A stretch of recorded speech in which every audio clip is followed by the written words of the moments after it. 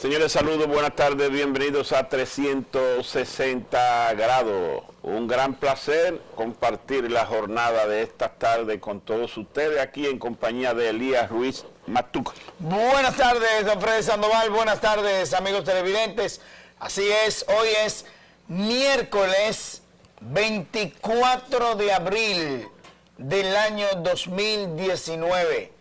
54 años de la gesta de abril del año 1965, don Freddy. Así es, un día interesante que es bueno hacer un recuento de lo que ha sido la fecha del 24 de abril en la historia reciente. Tenemos que el 24 de abril de 1965, el pueblo se alzó reclamando la vuelta a la constitucionalidad y el retorno del profesor Juan Bosch, que fue electo presidente en unas elecciones, las primeras elecciones democráticas después de la dictadura de Trujillo. Cayó del poder vía de un golpe de Estado militar y estaba en el exilio.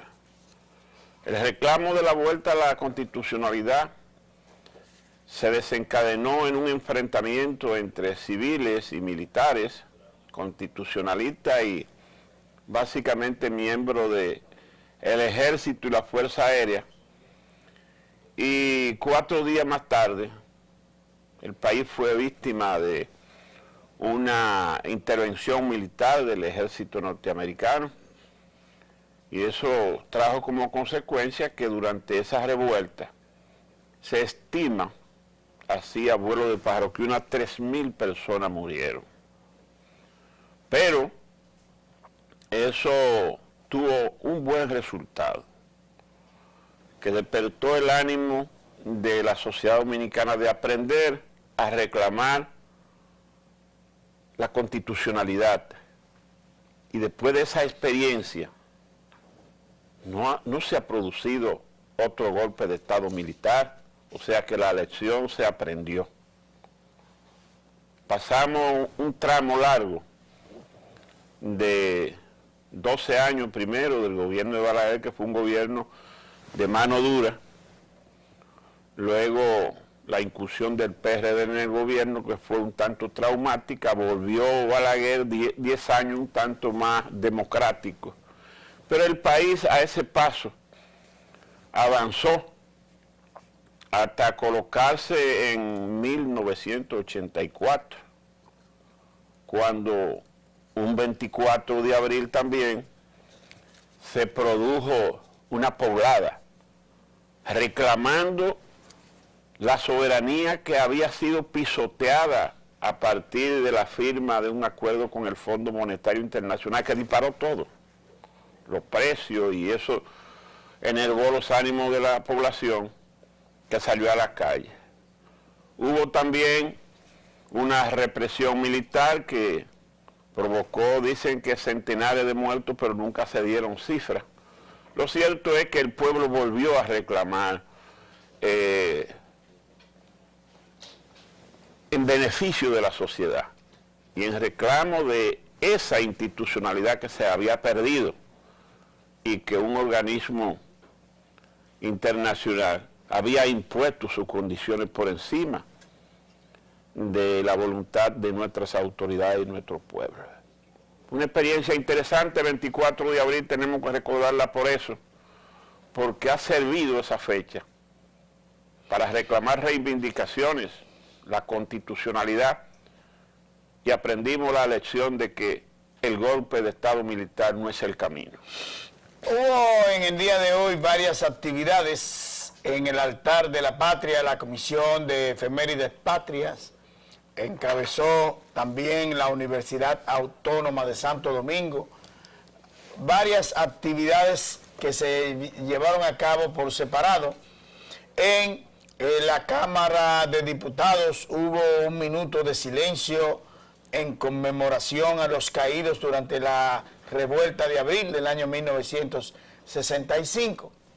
Y hay que recordar que todo esto precisamente provino de aquel derrocamiento del que habla don Freddy Sandoval, el presidente Juan Bosch, que solo permaneció en el poder durante 7 meses y fue depuesto precisamente por un derrocamiento encabezado por Elías Wessing y Wessing, y que posteriormente fue cuasi obligado el presidente Juan Bosch a irse hacia el exilio, desde donde luego de encabezar un triunvirato, luego de sucesivos gobiernos inestables, pues allí el presidente Juan Bosch también orientó a los militares, a los soldados, especialmente a Francisco Alberto Camaño Deñó, cuando recomendó al presidente Juan Bosch que fuera elegido por el Congreso Nacional como el presidente constitucionalista en el momento en que se llevaba a cabo esa lucha civil y militar a favor de la vuelta a la constitucionalidad de la República. Eso coincide en una fecha como la de ahora, 54 años después, en la que se habla sobre la Constitución de la República, en la que se refiere sobre el tema de la Constitución como un tema importante que hay que respetar en cuanto a lo que tiene que ver con la estabilidad democrática, social y política en la República Dominicana. Y entonces hay que ver qué puede pasar en el caso de que se irrespete en estos momentos la Constitución de la República. Hay que decir que en el día de hoy, a propósito de la Constitución de la República y a propósito de lo que se viene discutiendo durante todas estas últimas semanas en referencia a ello, varias actividades políticas que tienen que ver con los partidos oficiales en el país y que todos están concentrados en su participación en sus primarias para unas elecciones democráticas el próximo año. Estamos hablando del Partido Revolucionario Moderno, estamos hablando del Partido Revolucionario Dominicano y estamos hablando del Partido de la Liberación Dominicana, que tiene su actividad el próximo sábado. El PRM se reunió sin mayores problemas en el día de hoy, pero a mí me llama la atención lo insulso que puede pasar en un partido que hace llamarse partido principal de oposición. O sea, a raíz, oiga esto, don Freddy, a raíz de lo que ha ocurrido en el tribunal donde se conoce el caso de Odebrecht, especialmente con el abogado, el doctor Pitaluga, salió a relucir las intervenciones e interceptaciones telefónicas autorizadas por el juez y pedidas por el Ministerio Público. Hoy ha salido a relucir una resolución precisamente del tribunal donde se da a conocer a quienes se iban a interceptar los teléfonos, y ha salido unas denuncias tras denuncias de que a fulano la interceptaron, que a Perenceo también, y bueno, todo el que estaba metido y el que no estaba metido también se interceptaron los teléfonos. En muchas ocasiones yo tengo un número de teléfono y lo cambio, y escribiendo el número puedo equivocarme de un 809 a un 829, de un 6 a un 5. Muchos de los teléfonos que fueron pedidos por el Ministerio Público para la interceptación telefónica, finalmente se pasó a ser otra persona que fue interceptada. Bueno, eso ha sido un escándalo. No, porque el escándalo no es por eso, el escándalo es, como muy bien lo interpreta hoy el periódico Listín Diario y el periódico Hoy, porque el flamante e indomable Procurador General de la República dice que ciertamente ellos están haciendo práctica de intercepción telefónica, pinche telefónico, pero de forma legal, porque todo lo que han intervenido lo han hecho con la orden de un juez. Sí. Y el procurador está hablando mentira. Y el procurador está engañando a los jueces. Porque ¿qué sucede? Hay un caso en la justicia donde ha envuelto a un narcotraficante. Él le manda una solicitud a un juez para que le permita intervenir ese teléfono de ese señor. Y le manda 12 números telefónicos. Ahí está el del narcotráfico, pero hay 11 que son de político, de una novia, de un contrario, en fin. Y ese es un engaño que le hace la Procuraduría al juez. Y el juez da la autorización y él interviene a todo el mundo, a todo el que le da la gana. Sí. Entonces, ese engaño, él lo está justificando, dice que eso es legal y eso no es ilegal, ese no es ni siquiera un engaño, es una mafia y un chantaje que tiene el procurador, de mal gusto y que la sociedad no debe ni puede aceptárselo. Este país tiene que cumplir la ley y las autoridades son los que tienen que dar el ejemplo. Yo alerto a los jueces para que cuando reciban una solicitud de intervención telefónica, establezcan un protocolo y llamen a la prestadora de servicios telefónicos y le digan cuáles son los números de esta persona y solo intervengan eso, no una cadena donde usted no sabe de quién son esos teléfonos, sino el que le dio la gana al procurador. Yo me encontré con una persona hoy, cuando iba saliendo del gimnasio, me dijo, pues estamos todos intervenidos en el teléfono. Y yo, bueno, 9.000 teléfonos han intervenido solo en la ciudad de Santo Domingo. solamente en la ciudad de Santo Domingo. Pero el hecho es que yo estoy de acuerdo con usted en ese sentido, de las interceptaciones. Yo no estoy de acuerdo con las interceptaciones telefónicas de ninguna forma, ni siquiera para que sirvan de asunto legal, ni como dice el Ministerio Público, para las investigaciones, que sirvan como prueba. Yo no estoy de acuerdo con eso. Ahora bien, el Partido Revolucionario Moderno, que hoy tuvo su asamblea precisamente para fines electorales, anuncia que se va a movilizar por los pinches de los teléfonos. Yo no había visto una motivación más insulsa que esa para un partido político, don Freddy, en estos momentos. Porque hay cosas, pero mucho más prioritarias que esa. Es verdad, como usted dice, que es una situación.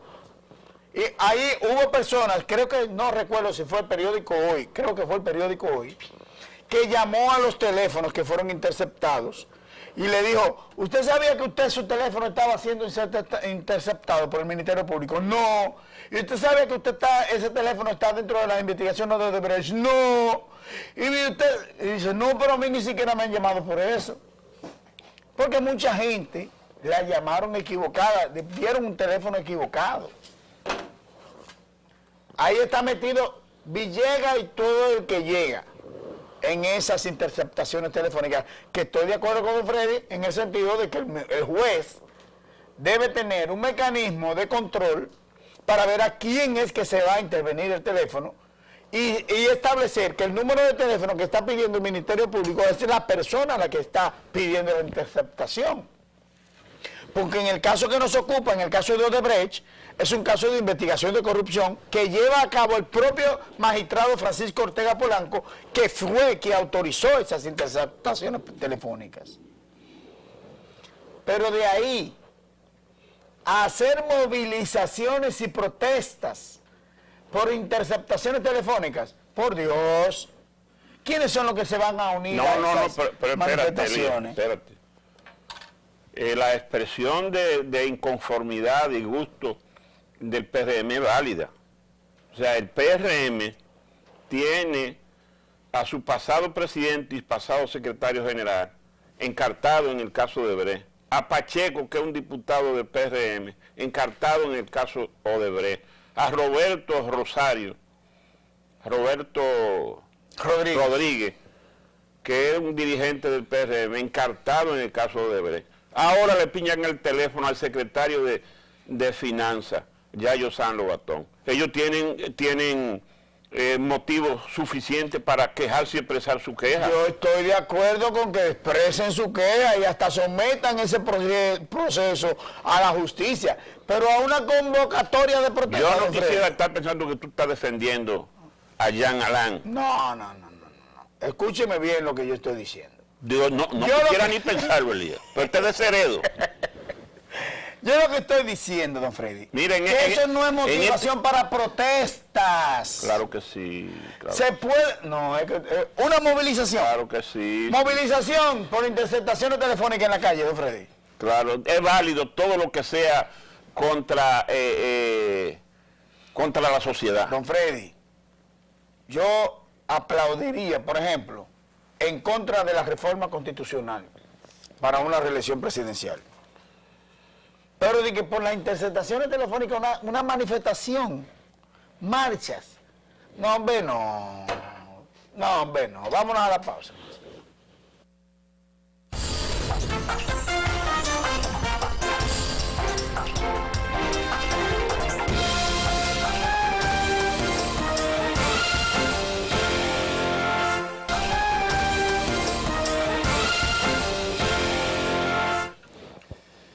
Señores, aquí hay que plantear una solución a un problema que ha ido agravándose con el tiempo.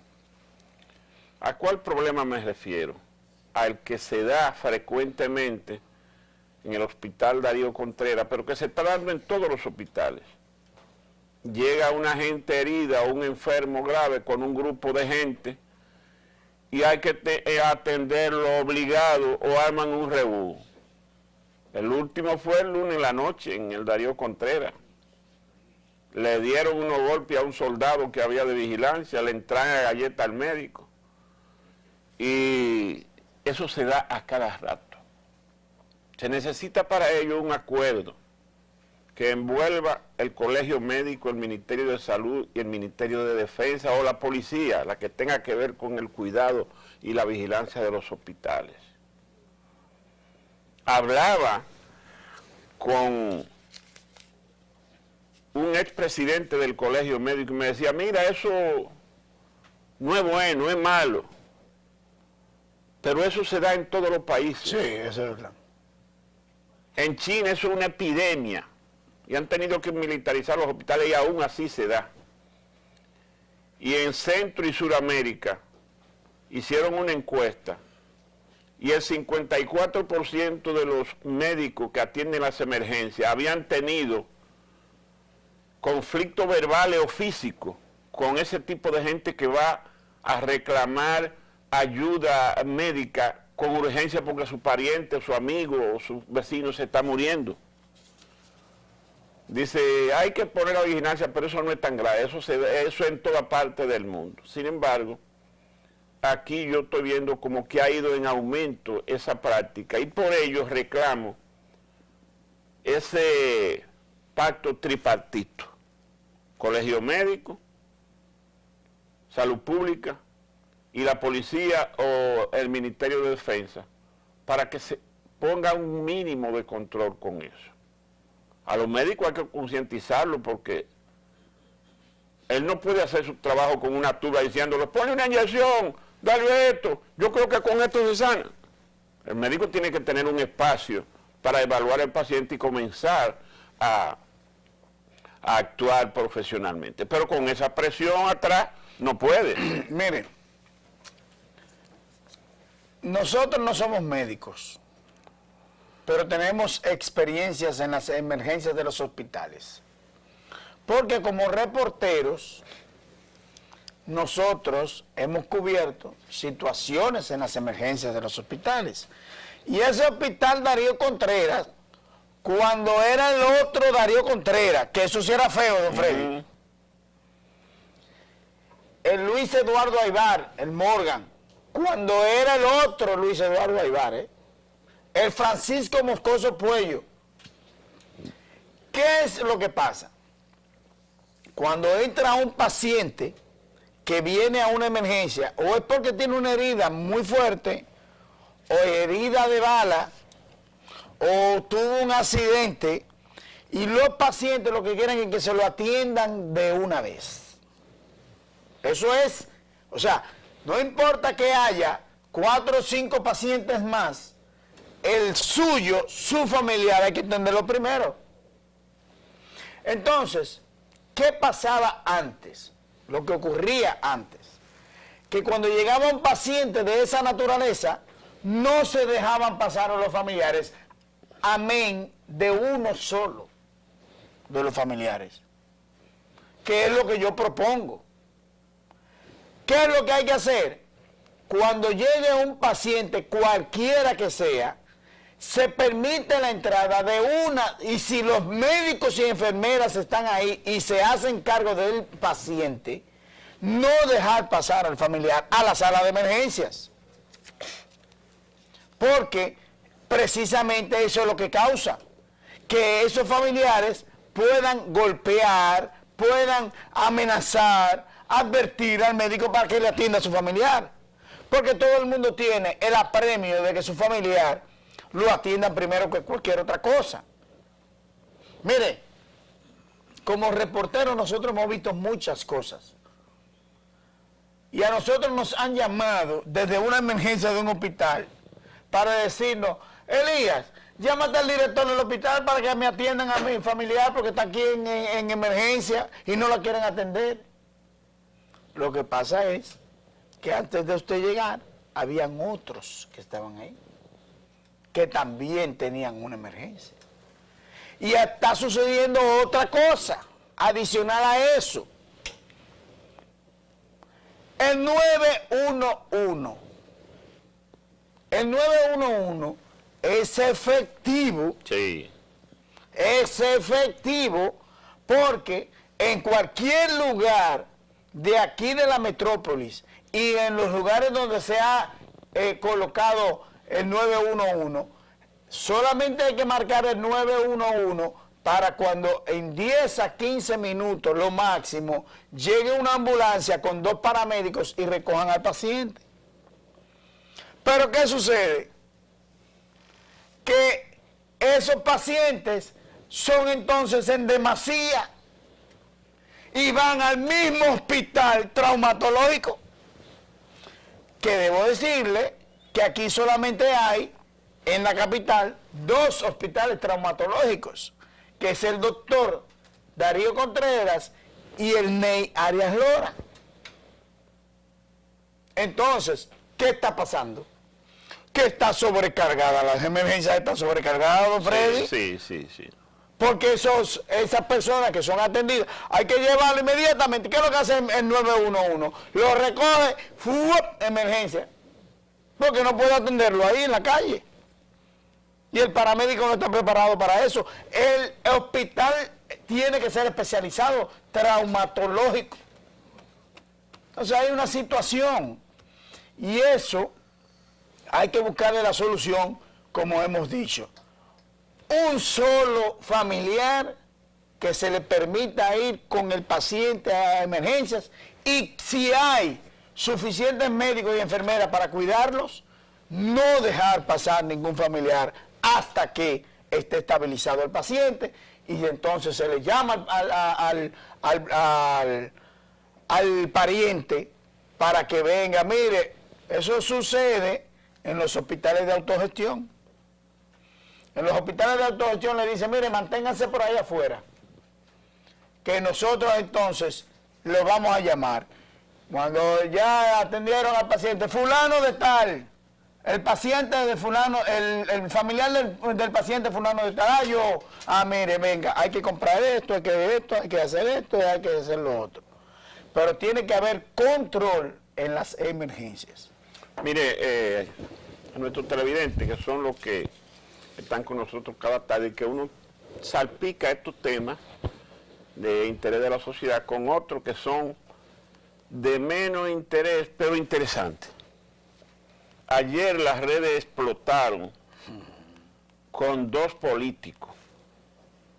Me refiero al expresidente Leonel Fernández, que apareció con un look nuevo. Menos cana en la cabeza ¿Cómo? Y sin bigote. Menos cana. Sí. Ah, pero ese dio su teñita, don Freddy. No, eso se llama un permanente. Entonces, Vamos a verlo. Edwin debe tener la foto del profesor por ahí. Hacía mucho que le estaban diciendo, pero el profesor, esos bigotes los ponen más viejos. Usted se ve como más viejo. Y entonces ahora el hombre está, mire, con los cabellos negros y sin bigote blanco. Usted sabe cómo le dicen ahora, don Freddy. Ajá. De que el león afeitado. Sí. Entonces, qué bueno que el presidente atiende esos reclamos de sus seguidores. El presidente salió ayer para Washington a poner en circulación su libro sobre el profesor Juan Bosch, allá en una asamblea especial de la Organización de Estados Americanos. Sí. Y viene mañana jueves, porque él tiene que participar el sábado en la asamblea del Comité Central del PLD. Pero paralelamente con la foto de Leonel con su nuevo look, salió otra foto acompañada de un Twitter que soltó la profesora Margarita Cedeño de Fernández, donde añoraba la ausencia de su amado y de su presidente. Ella decía que estaba en un concierto con una actriz española que está aquí. Son las dos hermanas, Lolita y Rosario Flores. Sí, Lolita es la mamá y Rosario es la hija. No, porque hay una hermana también. Ajá. Sí. Bueno, pues doña Margot estaba ahí y parece que le entró ese sentimiento de amor, se recordó de su esposo y escribió ahí que ella, Leonel y Danilo eran los tres mosqueteros. Algún día volverían a reencontrarse. Ella dijo Y que ella iba a contar todo en su memoria, que la estaba escribiendo. Que está escribiendo un libro. Entonces mucha gente no entendió eso porque ¿cómo va ella a sentirse sola? ¿Cómo va ella a contarlo todo? No. Don Freddy, ella no dijo que se sintió sola. Añoranzas. Ayúdala, ayúdala. Aquella canción que cantaron las artistas, que es Nací en el Mediterráneo, y que esa canción le hizo recordar, le creó esa añoranza de cuando Danilo decía, mi esposo Leonel, mi amigo Danilo y yo andábamos como tres mosqueteros. Así que ya dijo, Ya no andan. ya no andan juntos. Entonces, Elías, se entendió lo que dije Sí, y las redes son muy perspicaces. sí. Le dieron a eso, que eso por todo, donde quiera que tú entrabas, ahí te salía Margarita en el concierto, diciendo que ella va a escribir su memoria y que lo va a decir todo. Me gustó eso, que ella dijo que va a escribir en un libro. Y eso es importante. Y la foto del profesor con su nuevo look, sin bigote, sí. Entonces, Elías, esta sociedad le gusta esa chercha. Sí. Y disfruta eso. No hay ninguna duda. Pero también es en un momento crucial del Partido de la Liberación Dominicana, en un momento en que se está hablando de la división interna del Partido de la Liberación Dominicana, de las opiniones encontradas entre unos y otros dirigentes. Por ejemplo, Francisco Domínguez Brito, inaudito. Y está vivo, doña Evita. Pero lo que a mí me extraña de Francisco Domínguez Brito es que él como que ha perdido la perspectiva. Y mire que yo lo quiero y lo respeto mucho. Yo pensé que estaban sepultados Domínguez Brito, Navarro, Amarante Baré y comparte. Porque mira, no suenan. Ni en los centros espiritistas. Pero tú sabes lo que decir Domínguez Brito. Que las declaraciones de Francisco Osoria fueron una manipulación de Leonel y de los leonelistas. Bueno, él tiene que sonar con algo, porque los presidentes tienen que, en la encuesta que hicieron él no aparece. Pero no tan estúpidos. No, Argumento. Retira eso, Elías. Tan torpe, ponle. Torpes. Sí. No argumentos tan torpes de que, porque las declaraciones de Francisco Osorio están ahí, y las declaraciones de los sacerdotes en las 7 palabras están ahí. Eso no se lo inventaron los leonelistas. Sí. O sea, es una locura de Francisco Domínguez Brito. Vámonos a la pausa.